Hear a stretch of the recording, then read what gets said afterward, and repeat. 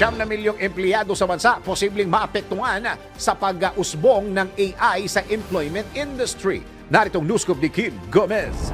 Mahigit 9 milyong mga Pilipino ang tinatayang maaapektuhan sa pag-usbong ng artificial intelligence sa iba't ibang sektor ng trabaho sa bansa. Ayon kay Federation of Free Workers, Vice President Julius Cainglet, posibleng may mga trabaho ang mawala, ngunit hindi naman ito nangangahulugang mawawala ang employment sa bansa. Kabilang na ang BPO na maaaring maapektuhan sa job losses. Pagdating naman sa issue ng climate change, ibinahagi ni Cainglet na hindi pa ito masyadong napagtutuunan ng pansin ng gobyerno. Anya, malaki pa ang kailangang habulin at aksyonan ng bansa, lalo na at nararamdaman na ng buong bansa ang epekto ng climate change na nakakaapekto rin sa lagay ng employment industry. Iminungkahi naman ni Cainglet na kailangang maghanda na ang Pilipinas at magkaroon ng maraming pagsasanay ang workforce ng bansa, tulungan ng mga small at medium enterprises para sa pagpaparami ng mga trabaho sa mas mahabang panahon